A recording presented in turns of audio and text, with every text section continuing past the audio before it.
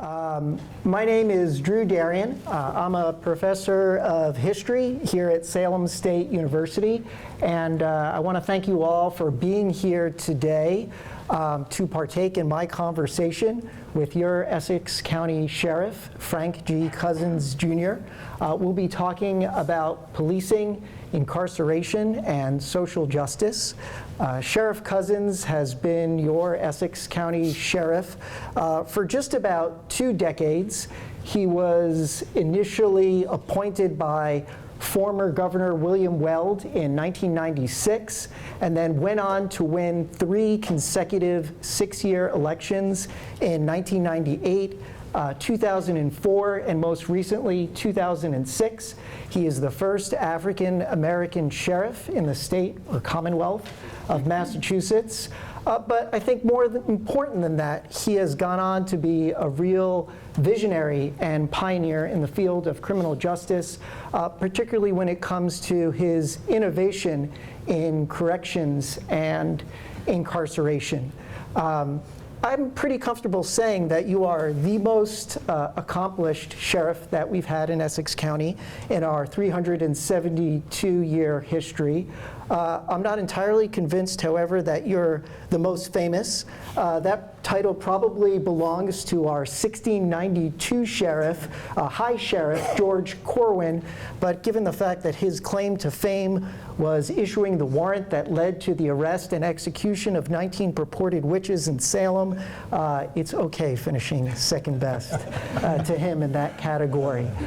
So please, members of Salem State, join me in welcoming our sheriff to our university.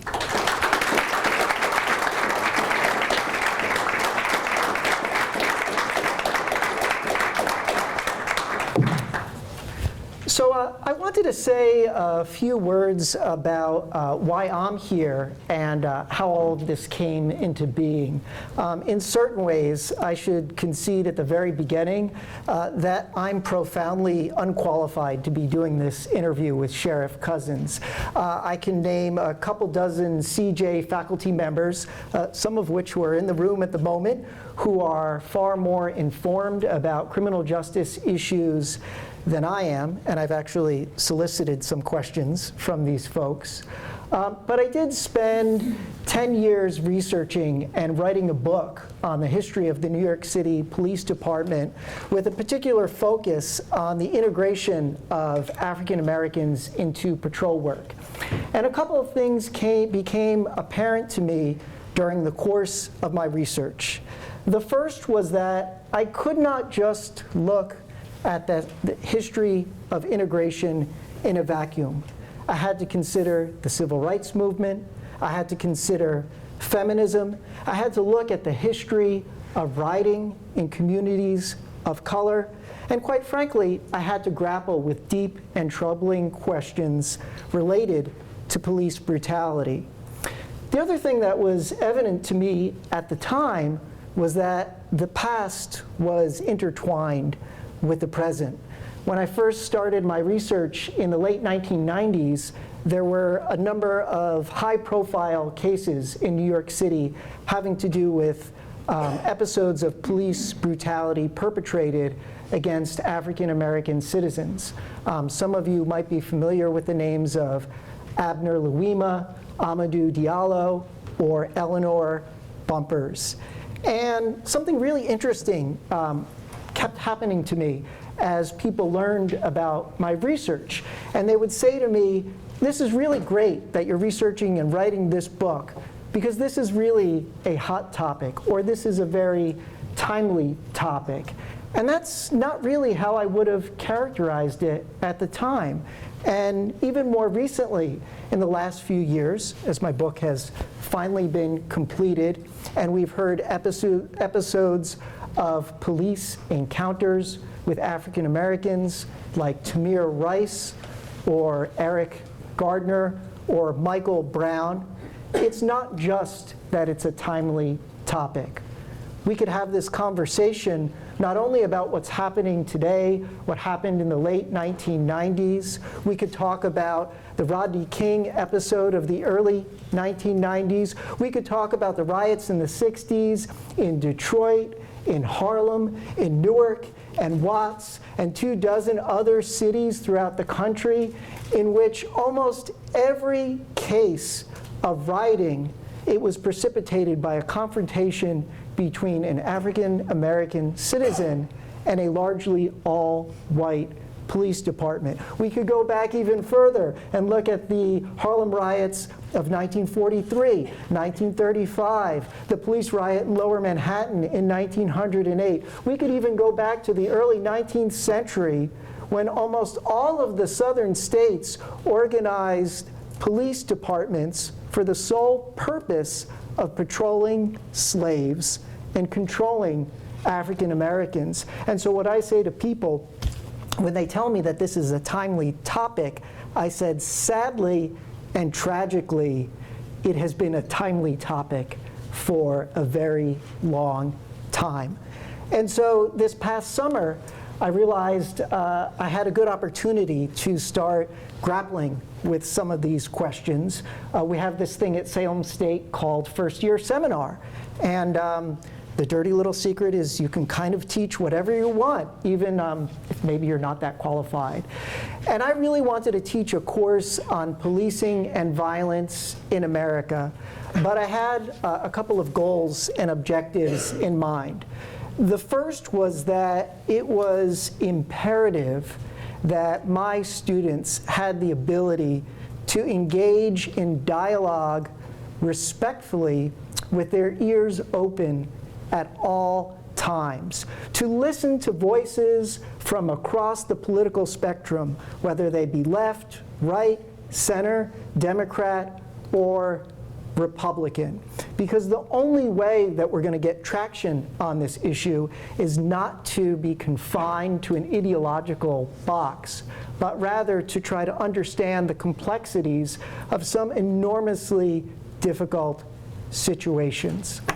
The other thing that I wanted to do was to rely on the criminal justice expertise that we have at our own university, but also in the greater North Shore community. And so the conversation that I'm going to have today with Sheriff Cousins is part of a series of conversations that my students and I have been having all semester. A few weeks ago, our own John Tiplady, a national expert in domestic violence, came to our class and talked to us about that critically important issue. Chief LeBounty, our own Salem State Chief of Police, came to our class last week and took our students through a series of when to shoot exercises. We actually had a shooting simulator in our classroom, and I think it was incredibly illuminating to students from all backgrounds as to how difficult it is to make decisions, split-second decisions, in these kinds of situations in which you are trying to protect yourself, trying to protect members of the public, and yes, even trying to protect the perpetrators from harming themselves and their loved ones. In a couple of weeks, we're going to have a few representatives who are community officers from the Salem Police Department, and they're going to make the case that it's incredibly critical that police officers have a good dialogue with members of their community. We often think of police officers as doing the kind of rough and tumble work that we see in television and film, but 90% of what a police officer does is being a kind of social worker and engaging in good communication skills with the public. So what we're going to do for today is a bit of a hybrid, part oral history, in which we're going to learn about the remarkable life of our sheriff, Frank Cousins, but then we're going to, I think, quickly move into more contemporary issues and learn about some of the policies that he's been a pioneer in implementing, and then we'll have time to open up that conversation to the rest of the audience.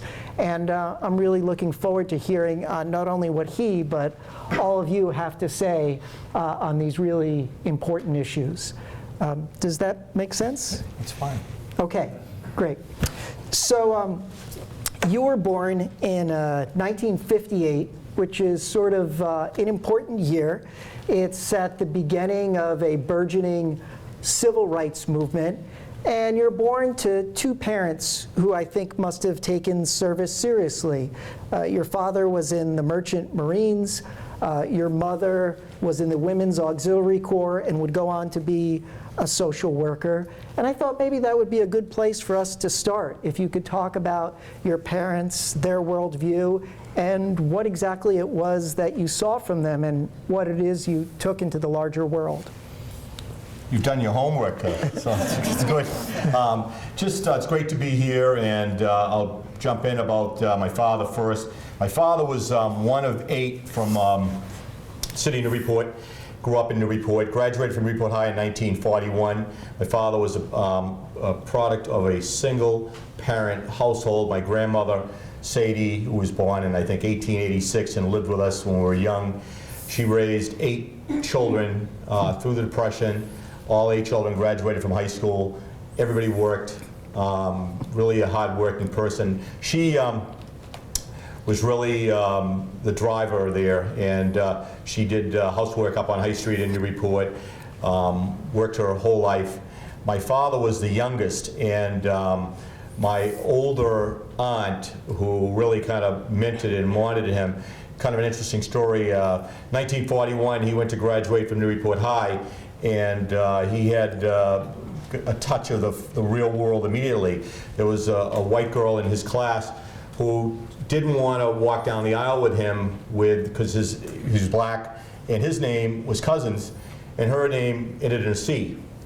So that meant she had to walk with him down the aisle, and she didn't want to do that. So he was forced to be the last person in his graduating class in 1941 at Newburyport High to walk in as processional to graduate. And kind of an interesting point, and I think it affected clearly my life and my sister's life.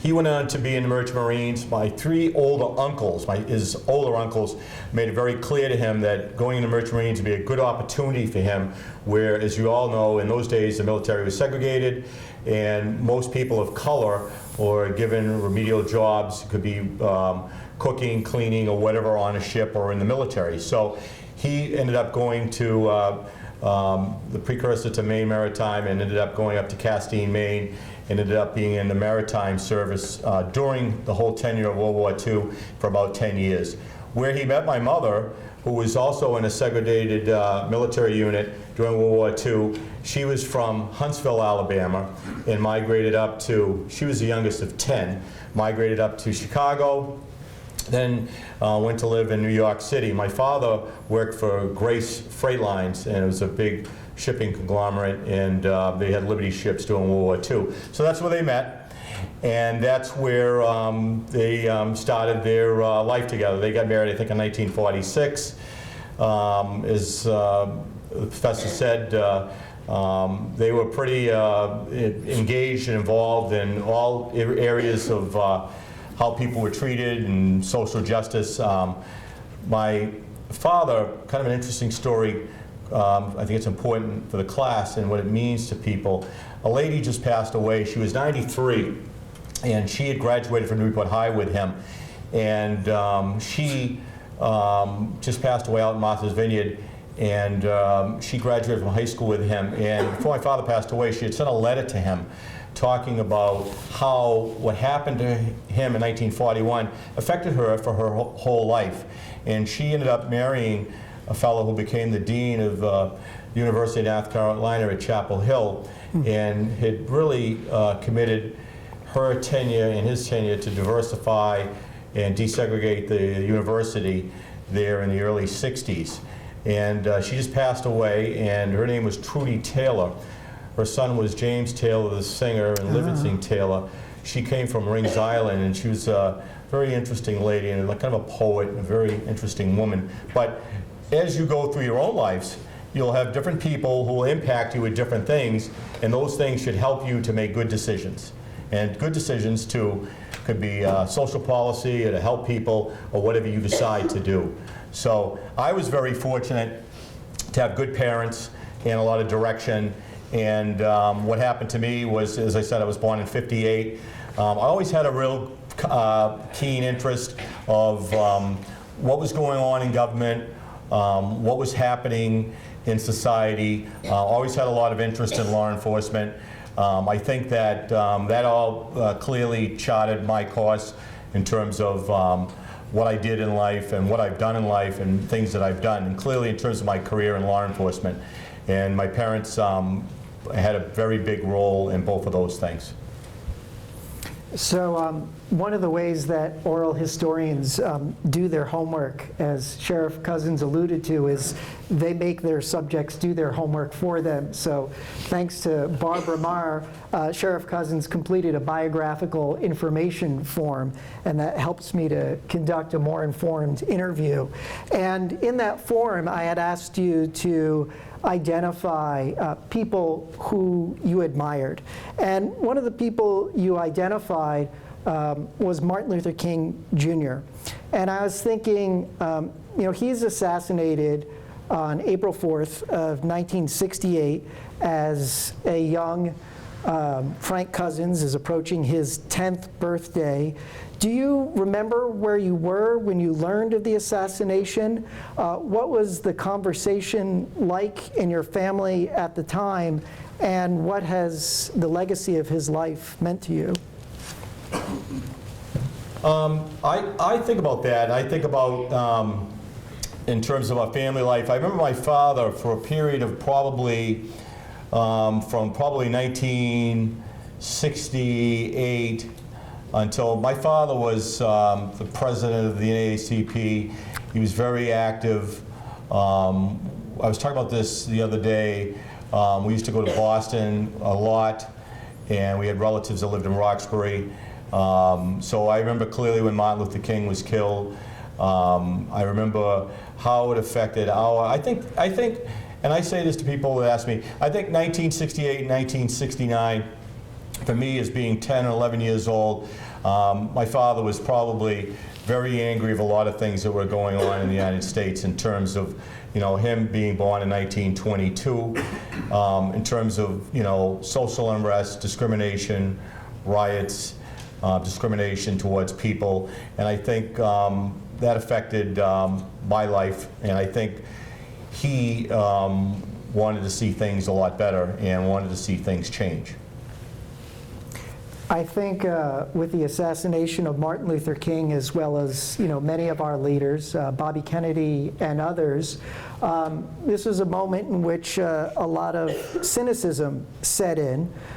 It's also the moment, by the time you're becoming a young man, in the early to mid-'70s, that we see the rise of the Black Panther Party, the Nation of Islam, and a larger conversation about Black power in America, and maybe a resistance to integration and assimilation.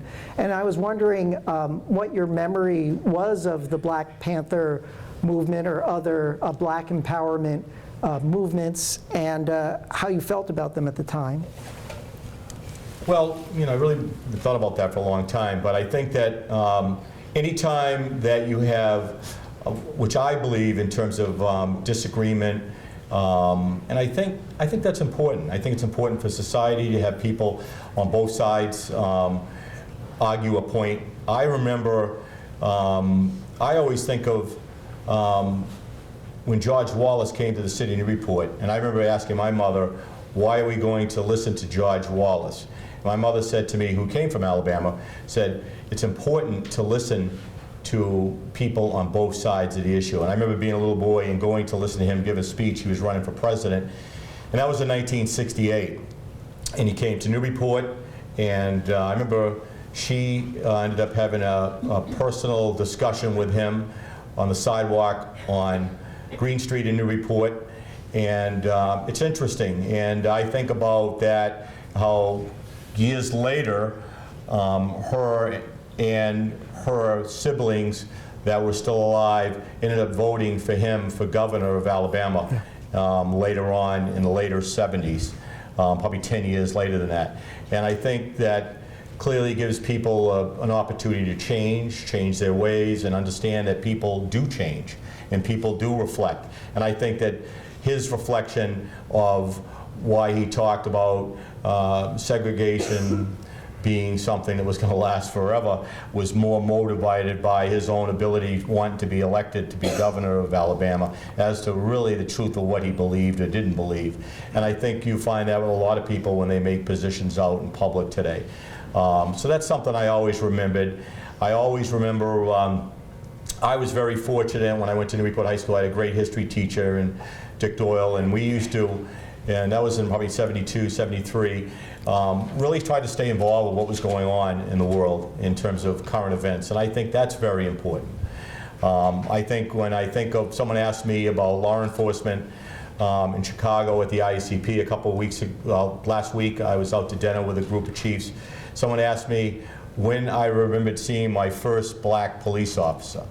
And that was in Boston and Roxbury on Warren Street, and I was showing my son the same spot. The other day we went into Thursday night, and I was explaining to him I used to walk down the street, and then the police officer was there in the street. So I think different times you remember different things, and they make an impact on your life. It doesn't matter if it's a person you see that's in government, or a police officer, or someone who gets an opportunity to serve is the first person of something, and I think that is that happens a lot. So I think a fair number of the students who are here today are first-year students, 18, 19 years old. Tell us about the 18-year-old Frank G. Cousins Jr. who went to Springfield College in the mid-1970s. I was when I turned 18, I graduated from Newport High School, and I was very fortunate. I went into the workplace, and I went into a management training course for a major department store chain. Actually, it was King's Department Store, and they purchased Mammoth Mart, and they were the #1 employer at the time in Massachusetts. They had like 25,000 people that worked for the company. And I remember going to work for that company. I enjoyed working for that company. I had great opportunities in terms of how to learn to work with people. There were two things that, it was funny, I was reminded the other day, I was working in the town of Salisbury. I had a chance to, my cousin came to me who retired from the Framingham Police Department. He's now lives in Florida, and he bounces back and forth, him and my first cousin from Newport.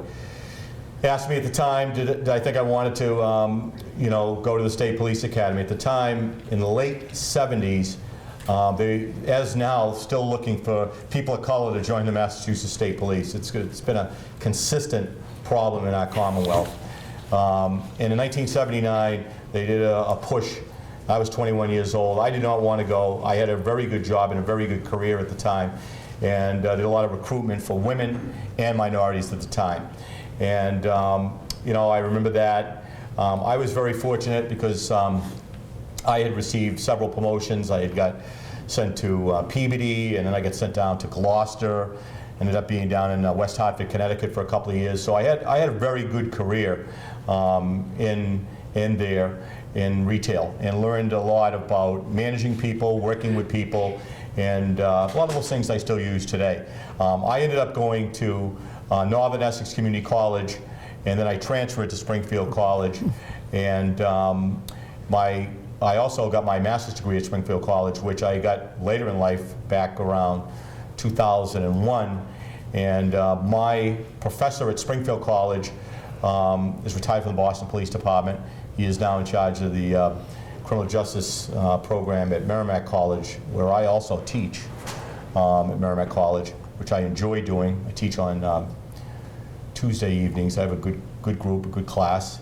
But I've been very fortunate that through the 70s, I continued to work hard.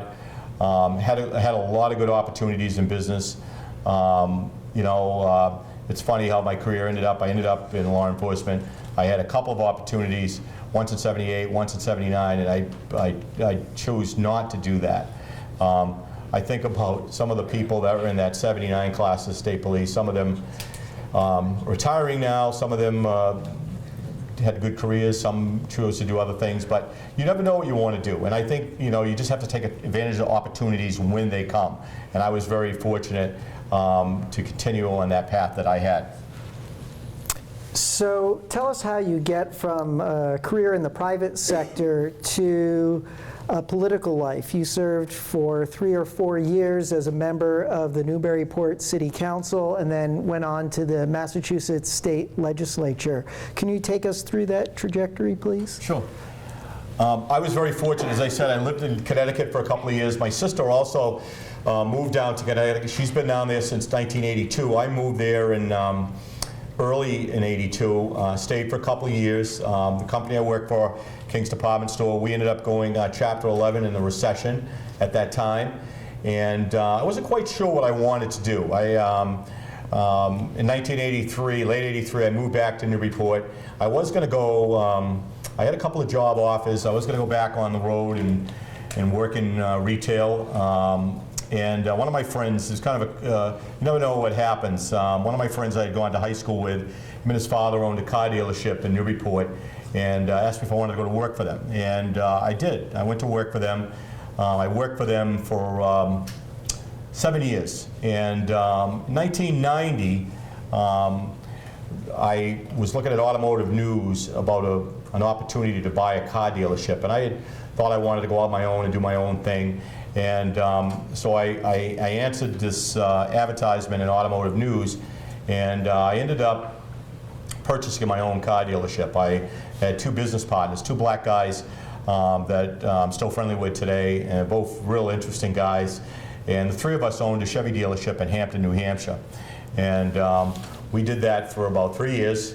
My partner decided he wanted to go to law school. His brother already was a lawyer, and I decided I wanted to go into the state legislature. I was a city councilor, and I also owned the car dealership at the same time. When I was a city councilor in Newburyport, it was for 4 years, 2 terms, and kind of an interesting story. The 3 of us were in the car business. We owned the Chevy dealership, and at the time, I think there was maybe 3 minority car dealership owners in New England. Us in New Hampshire, one Reggie Barron, Barron Chevrolet in Danvers, who I'm still good friends with Reggie today, and a fellow out in the western part of the state, Springfield. It was like 3 of us. And so General Motors was really pushing to get minorities to buy into car dealerships and to do them. So, but the 3 of us decided we want to do something different. The younger of the partners, one was Ron Noble, and Ron ended up kind of an interesting career. When I was in the state legislature, he was teaching at the New York School of Law, and he got a call from Senator Lloyd Benson. At the time, they were having trouble in the federal government with Ruby Ridge, Waco, Texas, and something out in Montana. There was a couple of similar to some unrest we're having today. And he was asked by Senator Benson, Bill Clinton was the president, they needed someone who was a Democrat to help him.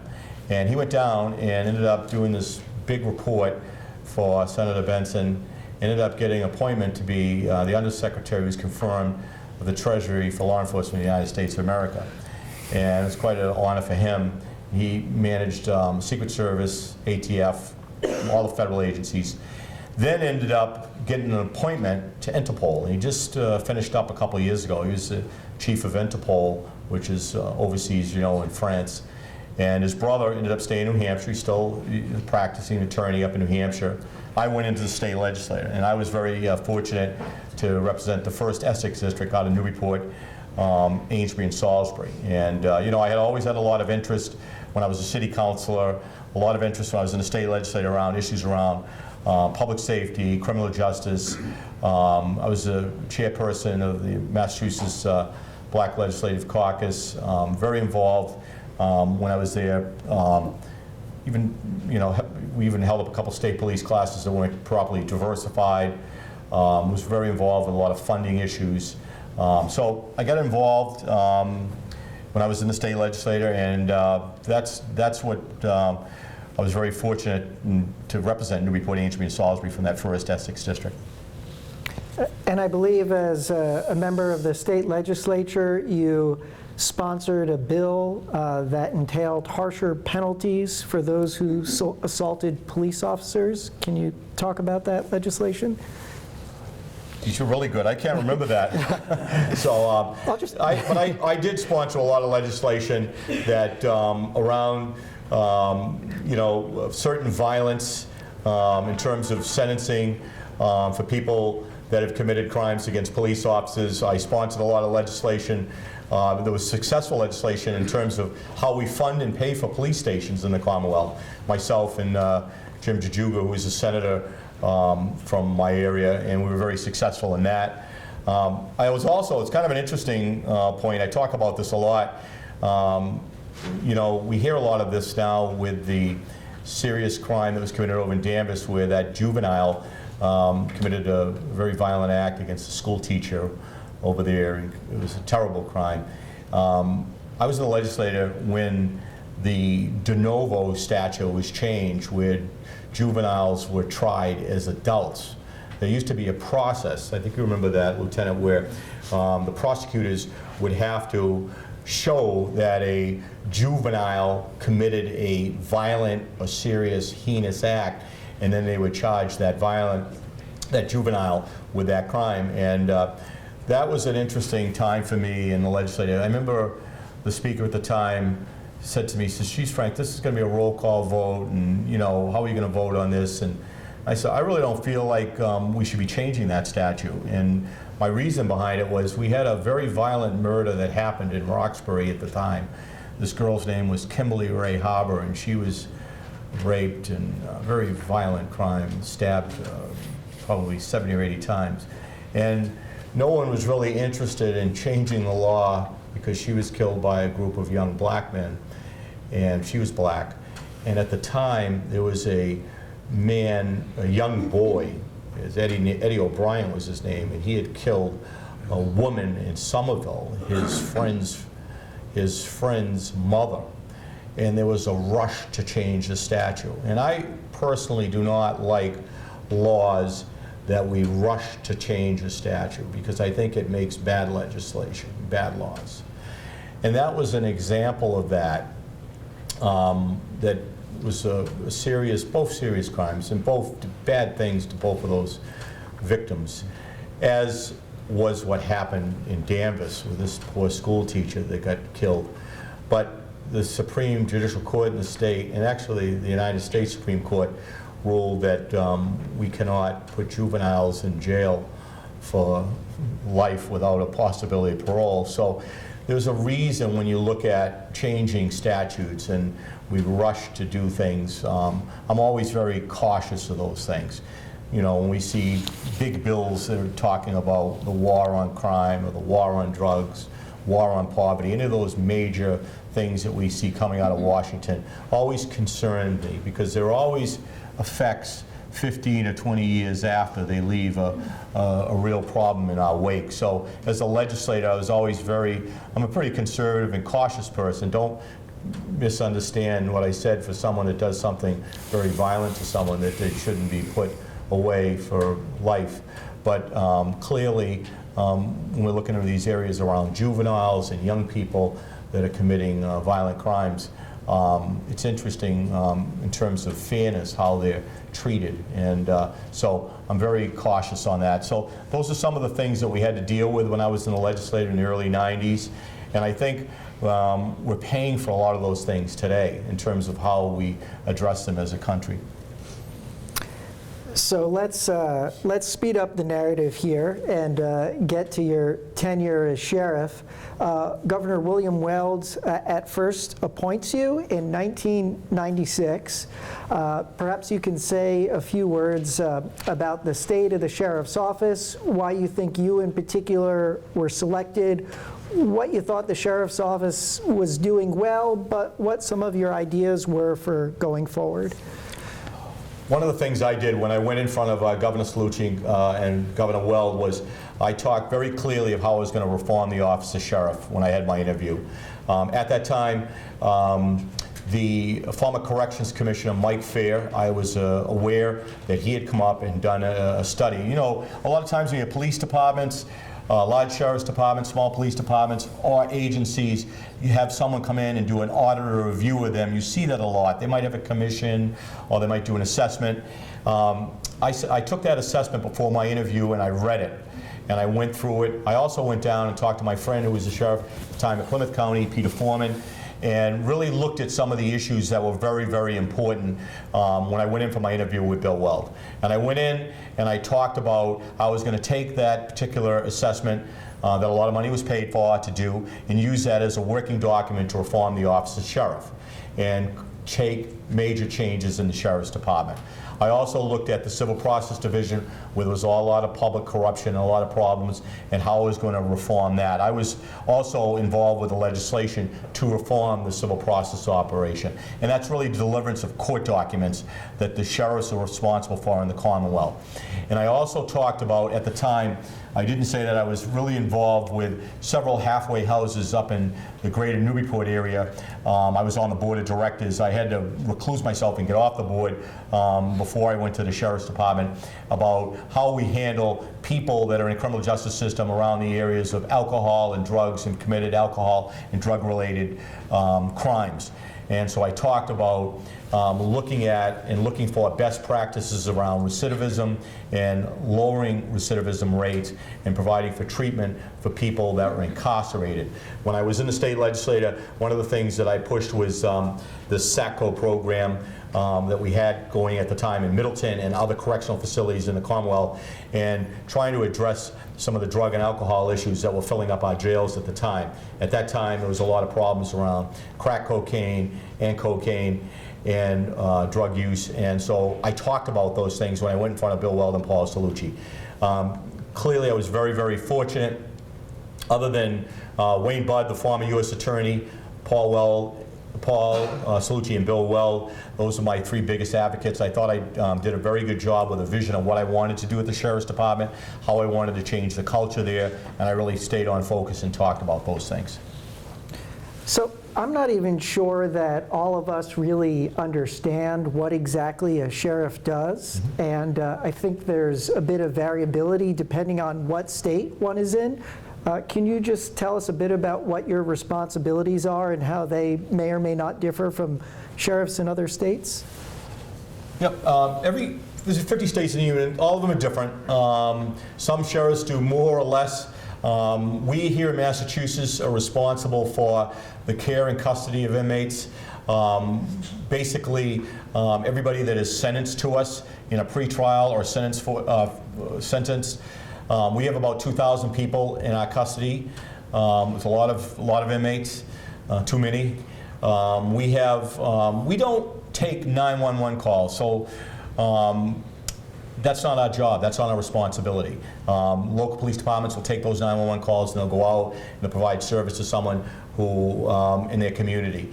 That's different than other states. Some states, sheriff's departments do both, some don't. But here, we're responsible for civil process, delivering civil process documents, which people might get served for divorces. We might have to take someone's house. We do sheriff's sales, so that's one of our responsibilities. We have a large pre-release facility up in the town of Lawrence. It's the largest pre-release facility in New England. I have 340 inmates up there. We also are responsible for 3 community correction centers, which I opened back in the late 1998, 99, that provide drug testing, drug treatment for people that are on probation, to kind of keep people out of jail and people that are leaving jail, so we provide those services for them. We also do work around drugs, gangs, and guns, enforcement on those areas with task force work.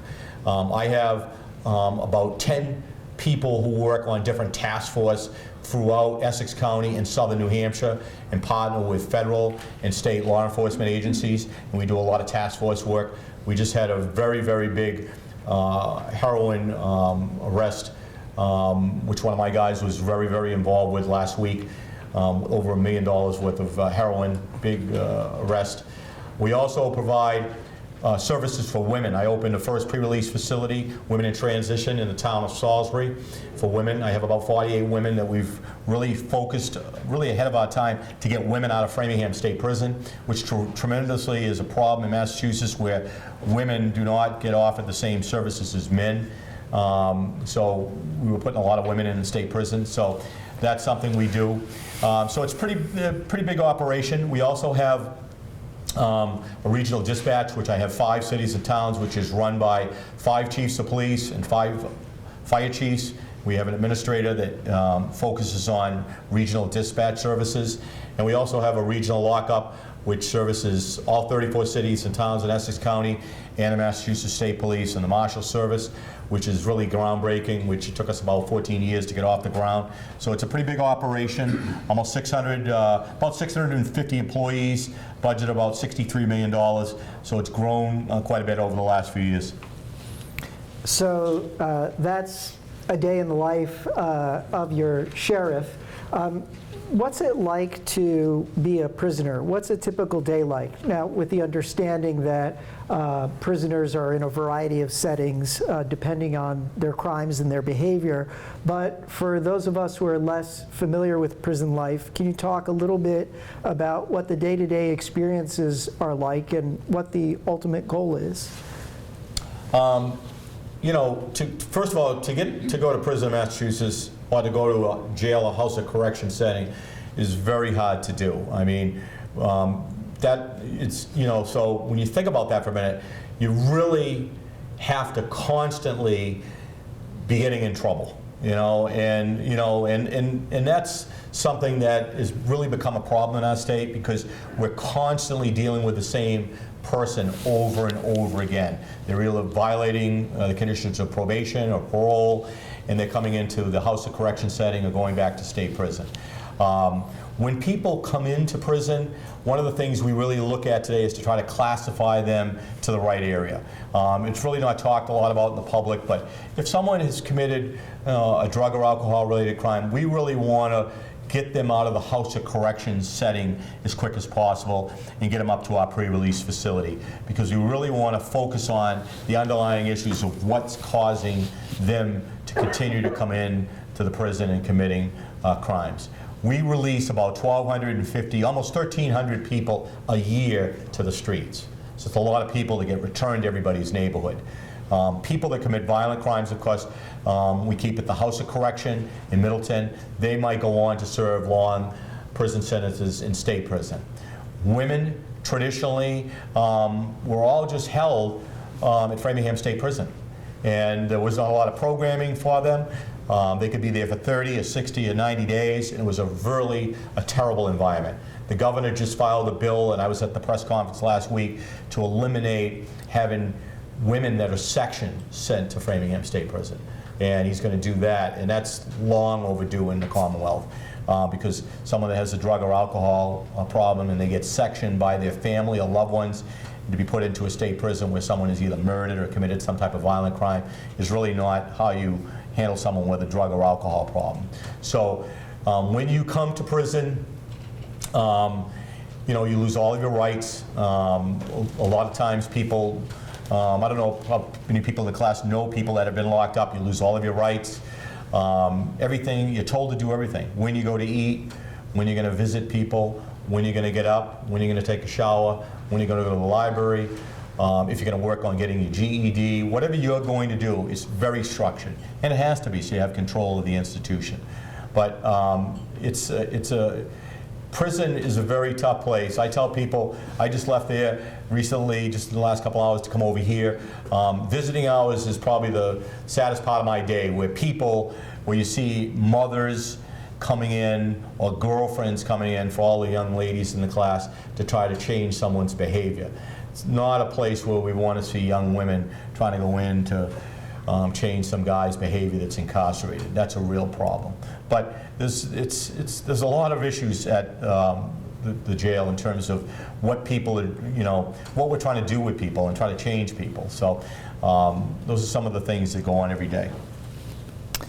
How common is violence and sexual assault in prison, and what are you able to do in order to mitigate it? When I first went there, one of the things I tried to do was to change the culture in the prison, and that had to be done in Middleton. And that takes, anytime you go to a law enforcement agency, or really any troubled state agency or a governmental agency, it's going to take 4 to 5 years to stabilize and turn the agency around if you take over a dysfunctional agency.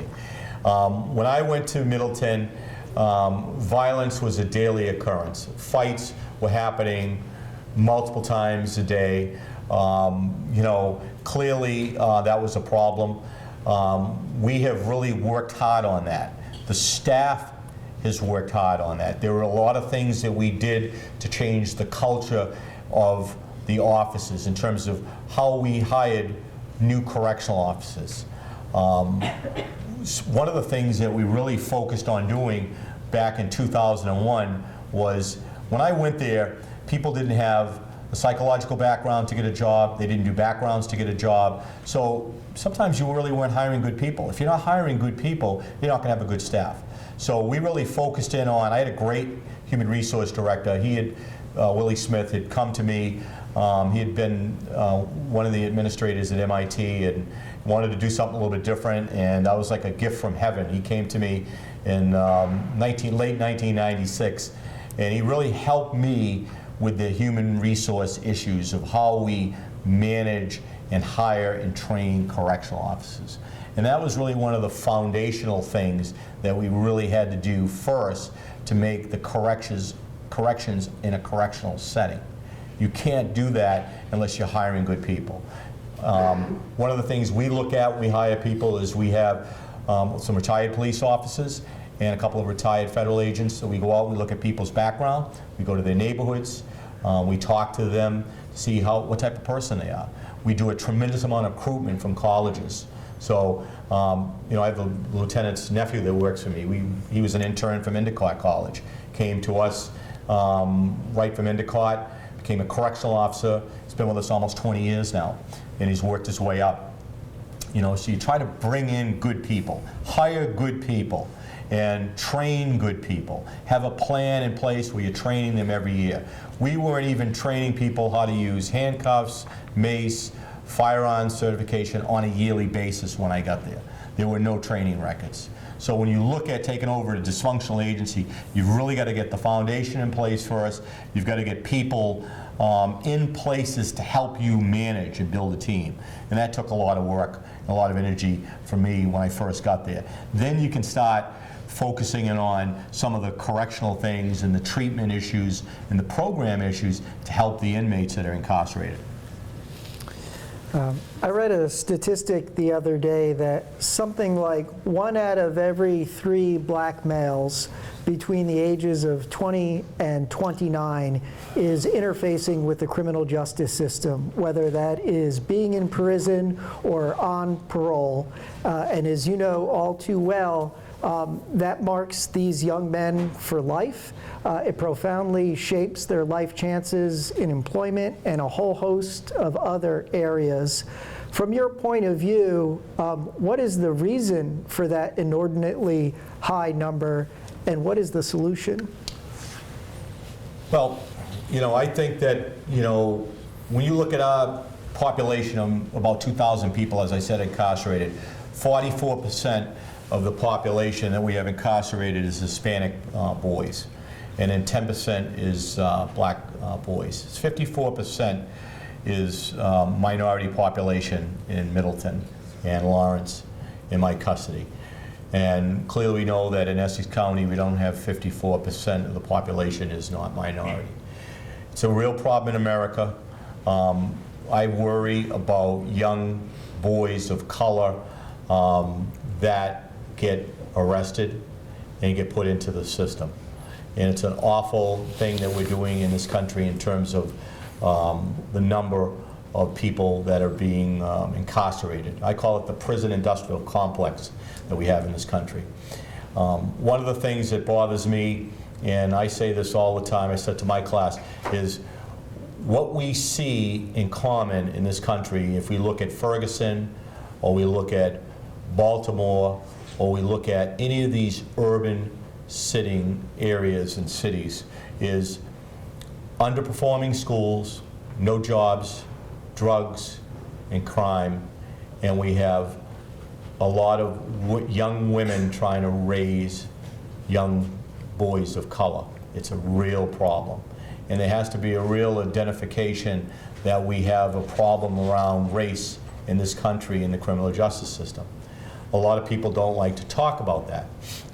I just came back from Mackinac Island in the Upper Peninsula of Michigan, and we had a unique thing that happened there that we talked about. How do we build trust in these law enforcement agencies in this country?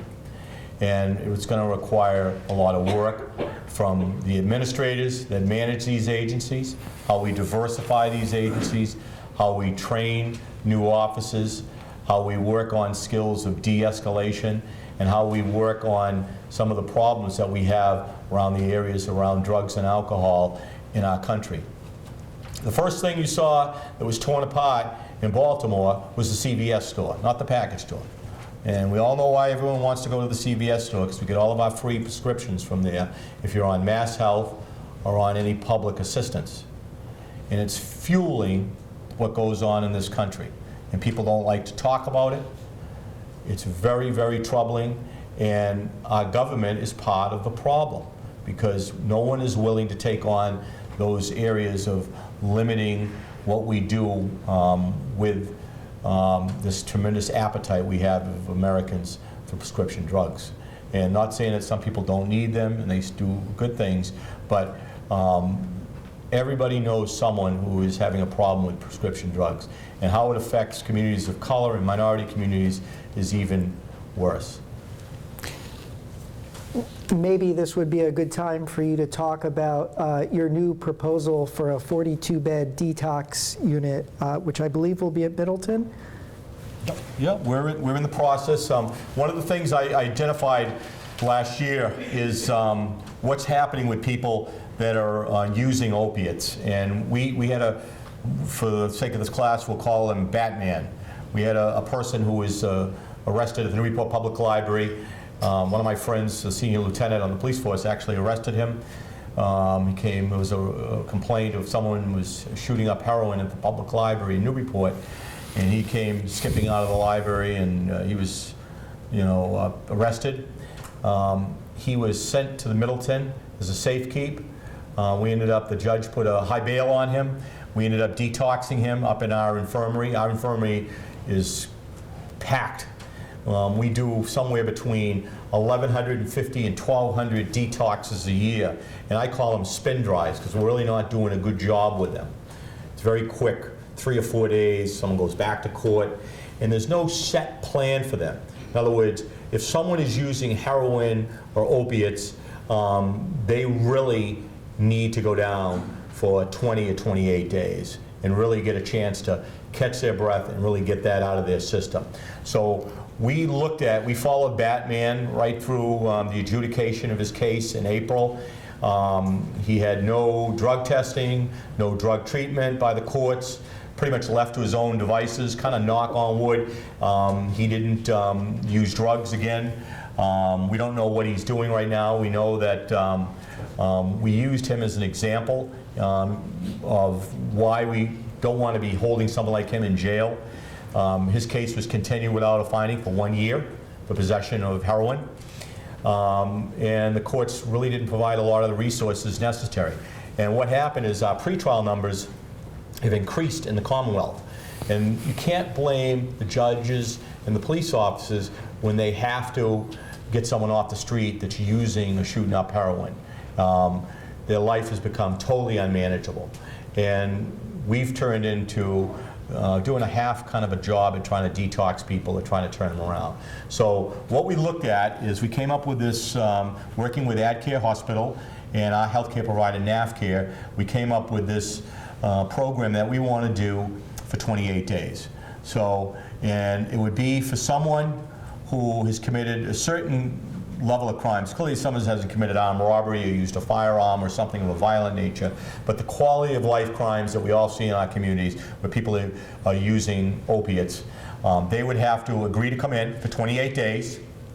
Their defense attorney, the district attorney, and the judge would let them come to us for 28 days. So we have a set unit that we're going to use for this. We have 42 beds that we're going to use, and it would be just like going to CAB, Center for Addictive Behavior, over in Danvers or in Tewksbury. But it'll be in the custody of the sheriff. The law allows me to do that. We don't need a statutory change. The judge has the authority to send someone to us for 28 days. If they agree, they'd come for the 28 days. It would be pretty much a set program. What time you get up, we detox them, have a clinical setting people there. They would be separate from the rest of the prison population. And then after the 28 days, we'd send them back to district court. And maybe they're ready to dispose of their case and have it either adjudicated, or if they're not and they need additional time, that's up for the defense attorney and the prosecutor. We would put them into day reporting at our Lawrence Day Reporting Center up in Lawrence. And then they would have drug testing and drug treatment. And we'd have a plan for them. And then when they get back to court, they'd go back to court, find out their case is adjudicated, then they would be over to the probation side and they would handle them. We feel that we could deal with probably service close to 500 people in a full calendar year. And we think that from a clinical standpoint that probably about 25 to 30% of them we could keep drug and alcohol free for 1 year. And that's because of the work that we would do from the treatment side of it. And we've looked at some of the recidivism numbers and things that we're doing presently. And so it would be a heavy dose of NA, AA, one-on-one groups. We're going to work on job placement for people. And so we're pretty excited about it. It's something totally new, hasn't been done in New England. We've really even looked in other parts of the country to see if it's been done, and it hasn't been done. The model, if you go back to the 80s, in the 80s, if someone went into court and they were in possession of heroin and using heroin, the police officer brought them in, and they came in with a defense attorney. Their health insurance at the time, the small group insurance, they could go to an Edge Hill or Ballpate or some type of treatment facility for 28 days. But health insurance was changed, and that was clearly the health insurance companies took that out of everybody's health insurance. So we've seen a tremendous uptick in that and a tremendous uptick in need for treatment beds, especially in the criminal justice system. So maybe tying this back to some of the earlier parts of our conversation, the prison population as a whole in the United States, I believe, has tripled over the last 30 years. We can all agree that we have too many of our citizens in prisons. There might be complicated reasons for that, but I was wondering if you think it's related to either the broken windows theory of policing, the stop and frisk tactics of urban departments like the New York City Police Department, who are capturing really low-level people or people who are not doing anything wrong and getting them into the criminal justice system and marking them for life. Well, I think it's a combination of a little bit of everything. I think that, clearly, I have a sister, I have one sister. My sister works for a pharmaceutical company in Danbury, Connecticut, and it's a big company, and she works on development of research development of a lot of different drugs. And if you think about how powerful oxycodone is compared to Valiums of the late 70s and early 80s, you'll really get a real good handle on it, and really get a handle on the availability to prescription drugs and what they do to the criminal justice system.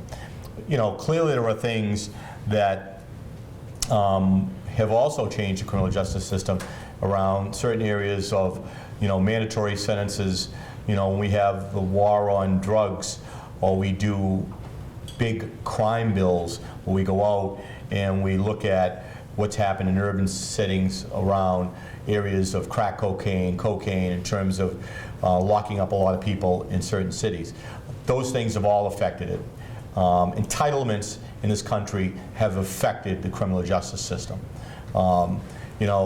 People that get on Social Security disability and is not means tested and they're allowed to be on it, single men that don't need to be on it and are on it that are using drugs and drinking and not turning their lives around, that's a problem. That's a big problem in our country. And all of those things piled together make a perfect storm for locking people up. And they have to be changed, and there's going to have to be some policy discussions around that, because clearly the numbers speak for themselves. I mean, if you look at how many people are locked up in the Commonwealth, when I became the sheriff, we had maybe like 1,200 people 20 years ago. We got 2,000 now. So the numbers are just staggering. But and that's all driven by drugs. 90% of the people that are in jail are addicted to drugs and alcohol. 70% of them have committed drug or alcohol-related crimes. So the numbers speak for themselves. If you hadn't noticed, I'm enjoying this conversation, and I could probably ask our sheriff questions until about midnight tonight. But I'd like to share this opportunity to open our conversation up to the audience. I know that many of you have been patiently waiting to participate in this conversation, and so I think this would be a good time for us to take questions from you. And just for the purpose of making sure that your question is properly recorded, I'm going to repeat it before the sheriff answers it. You mentioned that commonly drug offenders will come in and will have a 3 or 4 day detox. Mm-hmm. And you also talked about how you would rather see them have a 28 or a 29 day sentence because it will be more beneficial to them. Now, obviously, one of the reasons that that's not done yet is financial reasons. Are there any implementations on how to avoid or get around those financial blockages? So great question. If we're going to move from a 3 to 4 day model to a 28-day model of treatment, how are we going to pay for all that? Yeah, one of the things that we've looked at is, we go back to Batman, and we had Batman locked up probably. He went in for a bail reduction. We had him in our custody almost 28 days, and he was really not getting any structured treatment. He had a detox of about 3 or 4 days. He was in one of our dormitory settings. He was over in our 120 building. We sent him up to the Lawrence farm for about 2.5 weeks, and then someone came in and bailed him out, $500 bail. They had reduced the bail. So. And then he was allowed to go out on personal reconnaissance. He wasn't given any drug treatment or drug testing. So knock on wood, he didn't get in trouble again. But I believe that we can't afford not to do it. And I think we're, one of the things my chief financial officer is looking at, Scott Schaffenberg, and Mike McCarthy, our chief administrative officer, is what we're going to do. We took Voc 4, which was just a dormitory set, and I said, we're not going to fill it with inmates this year. We were paying the overtime for the officers to be up there. We were just warehousing people. So we said, we're going to cut the capacity in half. We're going to go from 84 to 42 beds. We're going to order beds that are conducive for detoxification. We're going to sit with our collective bargaining group. We're going to ask for 9 officers to cover all 3 shifts. And we're going to ask for officers with a job posting that are interested in treatment, a lot of our officers have degrees in criminal justice. Some of them have drug and alcohol certificates that are interested in being in that type of environment, as opposed to just spending overtime and warehousing people. So that's what we're going to do. And we're going to get the referrals from the court, and we're going to track the numbers. Our statistician is going to track the numbers. We're going to track people to see how they're doing. And I think the data is going to really make a difference, so we can show that to our legislators and show them how there's a cost savings effect by not having people get arrested by a police officers in May, and then all of a sudden in September they're getting arrested for breaking in a car in a Walmart parking lot and repeating the same thing again. So I think that's the direction we're going to take. So Sheriff, if I hear your answer correctly, the way that we're going to pay for this is by adding a $1,000 fee to Salem State tuition? You can do that if you want. Question in the back? Yes. you were talking earlier about initiatives you have toward helping to give rehabilitation options to women. Why do you think there weren't any actually done in the past, whereas men have had several? So the question is why we did such a poor job in the past in rehabilitating women prisoners. Well, I think, firstly, from the two police officers in the room, they can probably tell you it's probably very difficult to arrest a woman. And it is now it's a little bit different because we're in a different world. But years ago, a lot of women weren't arrested, and unless someone's committed a seriously violent crime. But today, it's you see it all the time, that women are getting arrested. We're not prepared to provide the services. So in 2000, one of the things I looked at is what was going on in Framingham State Prison. What were we doing with the women when they went down there? And most of them were just sitting in a cell all day long. They weren't doing anything. A lot of them were being medicated. A lot of the benzo family, a lot of mental health issues. Most of the women that are incarcerated in Massachusetts at the county level are there because of drug addictions. They've either been involved in shoplifting, bouncing checks, doing things with checks, larcenies, had their children taken away from them. And what I found, and the statistics show this, we, over a 1-year period, at our women's pre-release facility up in Salisbury, 80% of the women after a 1 year do not return to a life of crime, use drugs, alcohol, violate probation or parole, or commit a new crime. So our numbers are very, very strong on the women that are doing the right thing. About 21% will reoffend or slip off the wagon and maybe use drugs again, commit another type of crime. But about 80% of them. So we've made tremendous progress in the last 15 years with women. We've got a lot more work to do. We've got to get the rest of these women out of Framingham State Prison. We've got to stop doing what we've been doing down there and get more community-based settings. And it really gets back to your point over here, because it's a lot less expensive to put someone in a pre-release setting as it is to hold them in a state prison. It's $50,000 a year to lock up a female in Framingham State Prison.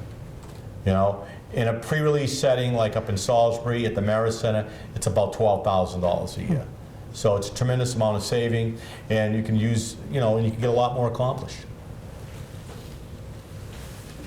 That lady had a question right there. Other questions?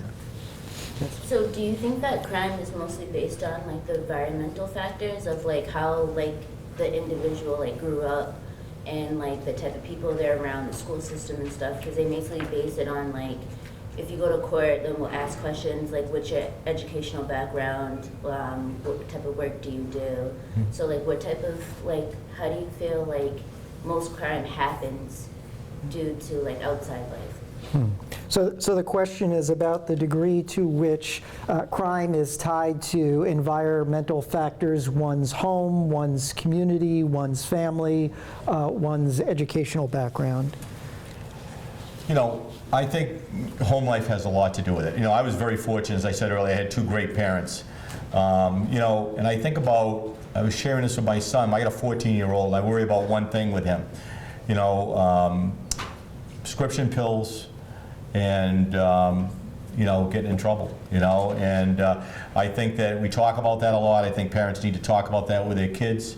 I think a lot of it goes with respect in terms of how we talk to people, how we communicate with people. I think it's a two-way street. I'm on this committee to pick the new city marshal in Newburyport, which is our chief of police. So the fire chief was there, and he's fairly new to Newburyport, and we hired him a couple of years ago. So he asked me, why is the word marshal important to us in Newburyport? Well, we look at the position of marshal, the chief of police position, as a leadership position. And if you have a city that's struggling, or a town that's struggling with high unemployment, a lot of the drugs and activities we're talking about, you have to have a strong police chief or city marshal. And he's got to be really engaged in the community. He's got to respect the community's got to respect him. And I think that when those things start to break down and you don't have an opportunity for employment, you might be on some type of public assistance, you have an underperforming school systems, you can see what happens. And it really doesn't matter because it's always interesting to me when you look at like a city like Baltimore where you had a black mayor, black chief of police, and a black district attorney. They became part of that unacceptable behavior and they allowed this thing to continue to roll. And you look back at it now, the mayor's not running for re-election, the chief of police has moved on, and what is left behind? You're left behind with underperforming schools, no jobs, drugs, high crime, and violence. And you know, if that was Lexington, Mass, or Oxford, Massachusetts, you think people would allow that to go on? And we all know the answer is no. And I think you don't have to leave our own state to find that. You can go to communities in Massachusetts where that happens. And people don't want to take the stance that you need to correct and change these communities. And that's what creates this culture that we're seeing consistently bubble up. And it's very painful to watch.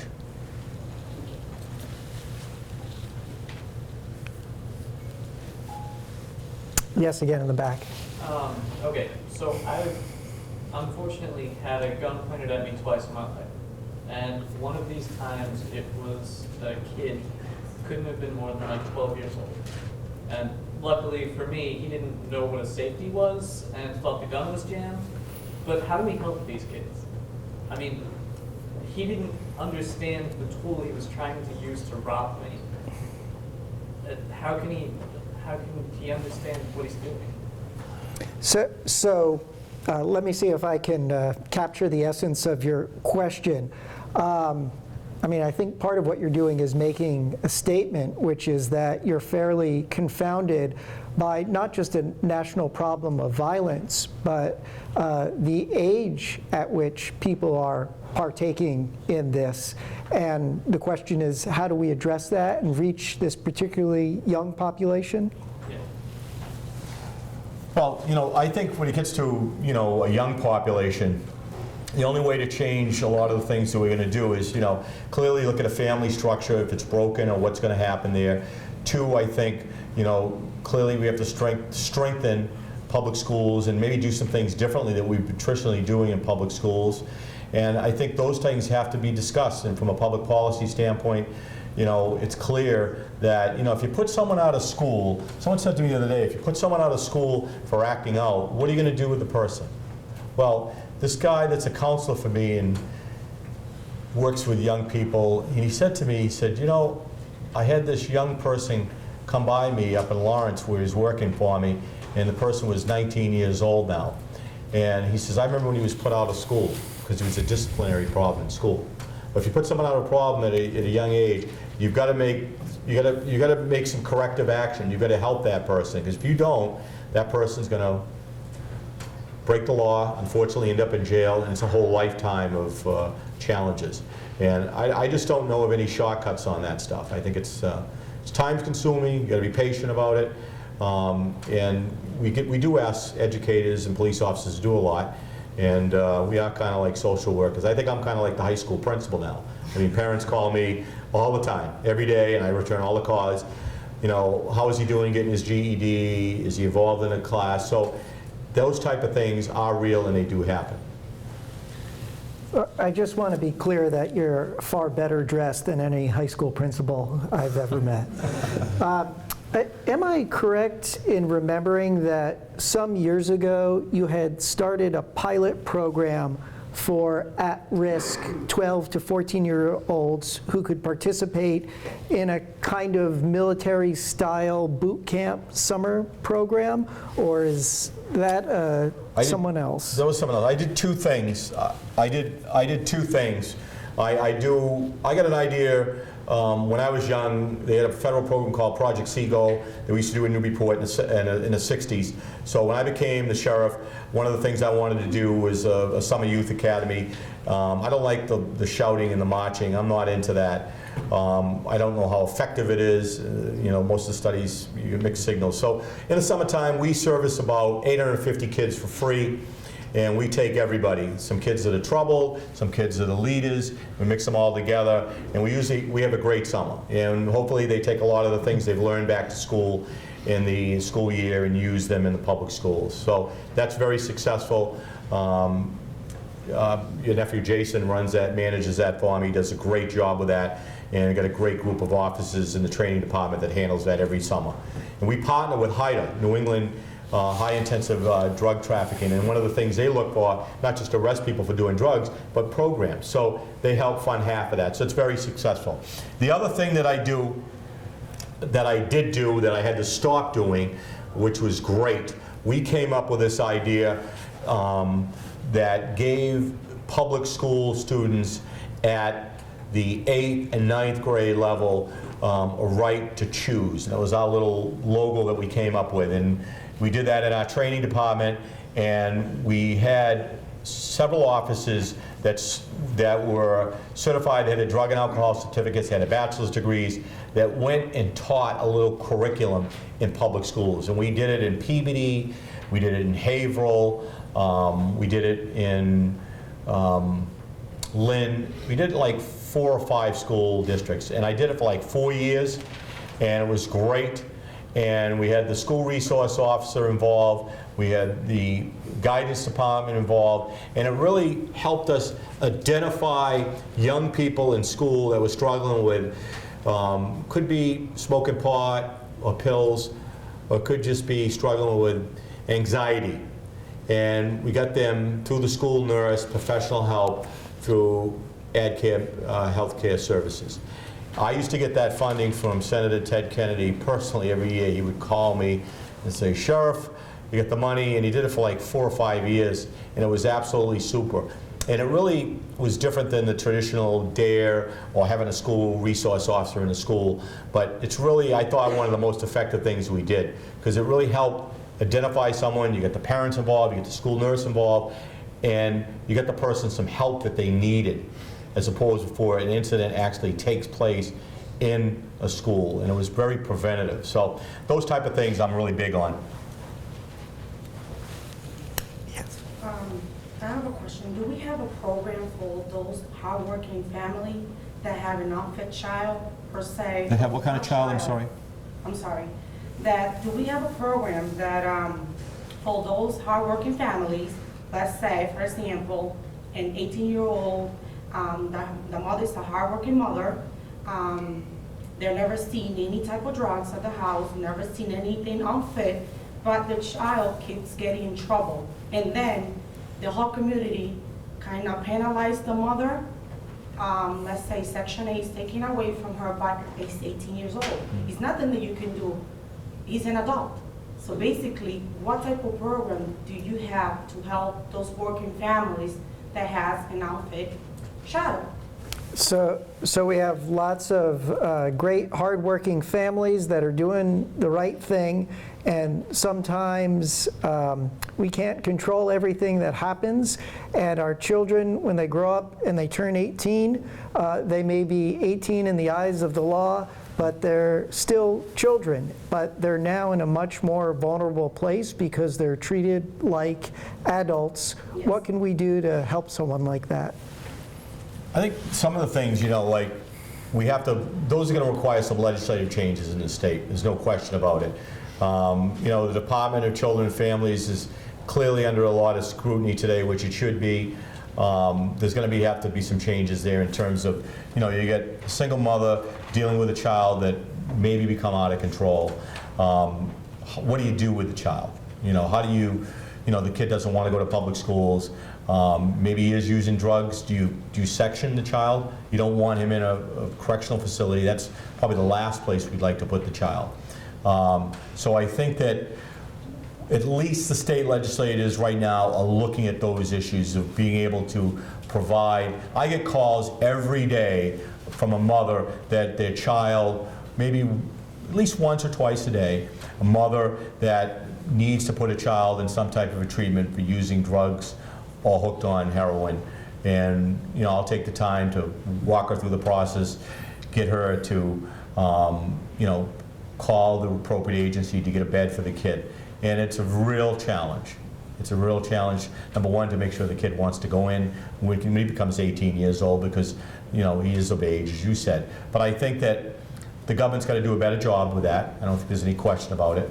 I also think that we as a society have to look at substance abuse and alcohol use more as a medical issue than as a criminal justice issue. I think there has to be a change on that. And I think that we have to get hospitals, I serve on a hospital board, Anna Jake's Hospital in Newport. We have to get hospitals and treatment centers to be more focused. And a good example of that is what we do with people that have diabetes or maybe a respiratory issue, how we handle that situation with them going to a clinic and getting treatment and then following up. So I think that some of those changes are going to have to take place within the mass health system. Clearly with DCF, there are going to have to be some changes there. And I think public schools are going to have to look at some of the changes there also in terms of what we do. Eric? Sheriff Cousins, you had spoken before about the use of force, issues relating to use of force by police. It's been so prominent in the news. But what procedures do you have within your institution to train correctional officers on the appropriate response in terms of force? And have you had problems with prisoners complaining that there have been excessive force used against them? So the question is about training officers in the use of force and whether there is a parallel program within prisons. One of the things I think we've done is we've really looked at the whole use of force issue with us. We've been very consistently to evolve over the last 15 years. We just got done with our ACA accreditation, American Correctional Association. We received a 97.7%. And this is the fourth time that I've been accredited since I've been the sheriff. And one of the things they look at clearly is the use of force policies and what we've done to change. One of the things that we've done a lot of changes is the number of cameras we have in the institution now. The other thing that we've done is we've moved to evidence.com. And we started with our canine officers in terms of recording devices. And it's made a big difference. We're 2 years into that. So if a canine officer gets out and has to make at a call, the recording device is going to go on. It's going to hear him giving commands to someone before he uses force. It's going to record the whole incident. If the defense attorney wants to see it or the supervisor has to look at it, it's there. We moved to that about 2 years ago, and that's been a big improvement in our department. The other thing we've done is in our new regional intake area, our support service building, is all of our offices, the union agreed. We have good management rights in our labor contract. The union agreed for body cameras for all the officers that work in the new intake area. That's been a big improvement for us because, as you know, when someone gets out of a police cruiser, they sometimes can be a little combative. If they've got to bring them in from an outside agency, it's made a big difference in terms of the level of force that's used. If we have someone that's in a cell and has to come out of the cell, how are we going to get the person out of the cell? We have strict policies now where before the door is open, the shift commander has to be called or the officer in charge has to be there. And they make a determination if we're going to use mace or some type of the chemicals or how we're going to have to suit someone up to bring them out of the cell. That is all recorded. And it's all reviewed by the superintendent every day. We were using tasers 15 years ago. We're to the place now where we don't use the tasers anymore. Everybody knows we have them. So it's through de-escalation, I think, and a lot of the cultural changes, we've been able to really change our culture in terms of using force. I believe that this evidence.com thing, you're starting to see a lot of video recordings, is going to really change what happens in a lot of police departments. And that's going to get to the whole minority issue of how, and it's been proven, if you look at the studies, with communities that have used it, like San Francisco, San Mateo, California, where they've had consent decrees because of civil rights violations in terms of your most aggressive police officer. You put that on him, and he goes and makes a motor vehicle stop, and he's recording the whole thing. It changes the whole dynamics of the thing, and it really gets into de-escalation. Stored in the cloud, it's a lot easier. You don't have to buy a server. Supervisor can check it. It's very light. You know, you look at, for those 18 and candidate officers, it costs about $18,000. You know, you get into depositions and litigations on one civil rights violation, you're going to spend $20,000 in depositions and litigation. So I think that technology is going to change a lot. You're going to see more body cameras. You're going to see more of the evidence.com. You're going to see that when a police officer turns on a blue lights in the car, the recording device is going to go on. If a police officer pulls out a sidearm, recording device is going to go on. You're going to hear his commands for the person to drop a weapon. That's going to change. Technology is going to change a lot, and that's going to improve trust in, I think, a lot of these minority communities, and also eliminate litigation. And it's one of the unique things where you get the ACLU and large police departments agreeing on something. That's a positive thing. I think it's great. And I think we have time for one final question. I just have a question about, you talked about how the major issue in America is with drug crimes. Do you think that the policies and laws for drug use and drug selling and stuff like that is too harsh at this point because of the amount of people we have incarcerated because of drugs? Or do you find it's just another reason why? So the question is whether or not drug sentencing is too strict at the moment, and one of the major causes why we have too many people in prison. Well, I think that, you know, clearly, this is my belief, and say as a former legislator, people that sell drugs, that prey on people that are addicted should go to jail. I don't make any mistake about it. I don't like people that sell drugs. We go after people that sell drugs, and, you know, they belong in jail. People that are addicted to drugs and drug or alcohol-related crimes have committed a crime. I think we have to take a different approach of how we're addressing that person through the court system, how we handle their. I think that aftercare, when someone comes to jail and, you know, they get 30, 60, 90 days, there's got to be a rear-end part of the sentence where you can say to someone, hey, look, you're going to get 30 days, but we're going to have you on some type of a supervised probation for 12 or 18 months. And there has to be a change there. And I think if we focus more on that to get the person healthier and better, you're going to find that you're going to have less repeat people coming into jail. But as for people that, like I say, to commit you know, crimes of trafficking and that type of stuff, it is what it is. They need to be locked up. But clearly, the hundreds and thousands of other people that have committed these drug and alcohol-related crimes, we can do things a lot differently. And I think, you know, one of the questions someone else asked earlier is about should we have some reforms on Corey, and, you know, when people get arrested for certain crimes when they're 18, 19, or 20 years old, and maybe after 8 or 9 years, that could be sunsetted. I think there are certain crimes that we should be doing that on. The other thing I like to tell young people is, you know, this whole thing about decriminalizing marijuana, I think it's a bad concept. The reality is, if you want a pistol permit and you want to be a police officer, I strongly advise against getting involved in marijuana. You want to be a nurse, you want to get a license, a professional license. You know, school bus driver. You know, you can't have school bus drivers driving around smoking pot. You know, so I mean, you got to think about some of these things. And I think there's a lot of things that are pushed out there that, you know, people might think are good policy decisions, but they don't work out the way that everybody's really thinking. You know, clearly providing prescription drugs for everybody in the United States.